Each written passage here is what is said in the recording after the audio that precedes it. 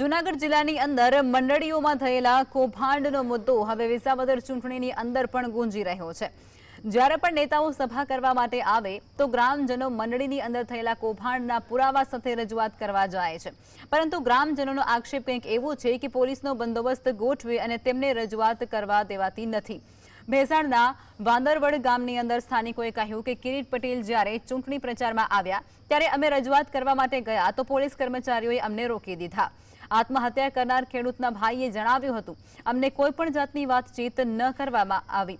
આ સાથે જ ભાજપના ઉમેદવાર કિરીટ પટેલ જે ગામની અંદર કૌભાંડ થયું ત્યાં જતા પણ નથી। એક ખેડૂતોએ વધુમાં એમ પણ કહ્યું હતું કે મારું બેંકની અંદર ખાતું નથી તો પણ 16 લાખનું ધિરાણ આપી દીધું છે અને મને 8 લાખની નોટિસ પણ ફટકારવામાં આવી છે। આ વાતને 2.5 વર્ષ થયા છે, પરંતુ હજુ પણ અમને એનઓસી મળી નથી અને આ તમામ મુદ્દે અમે ભાજપના ઉમેદવારને રજૂઆત કરવાના હતા, પરંતુ કિરીટ પટેલ ફરક્યા પણ નથી। તો મીટિંગમાં હું મારા બધા કાગળિયા લઈને ગયો તો સાથે, એટલે મેં કીધું મને આમાંથી કાંઈક ન્યાય મળશે।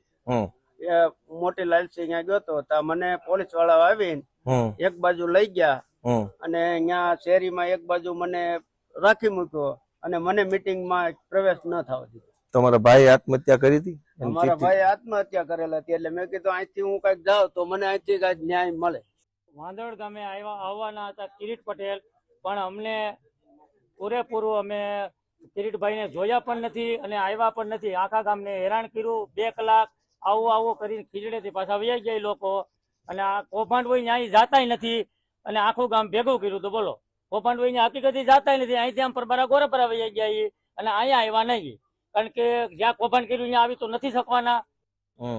એટલે મારા ઘરનાને ખાતે 14.5 લાખ આવ્યા છે નોટિસ, અને મારે ખાતે 16 લાખ આવ્યા। એટલા તો 7 વીઘા મળે જ નહીં। મારા બાપુજીને ખાતે 30 વર્ષ થયા અંદાજે જમીન નથી ખાતે, અને ઓફ થઈ ગયા એના 20 વર્ષ થયા, એને ખાતે 8 લાખ આવ્યા। જે બાપા એટલે ઓફ થઈ ગયા 20 વર્ષ ઓફ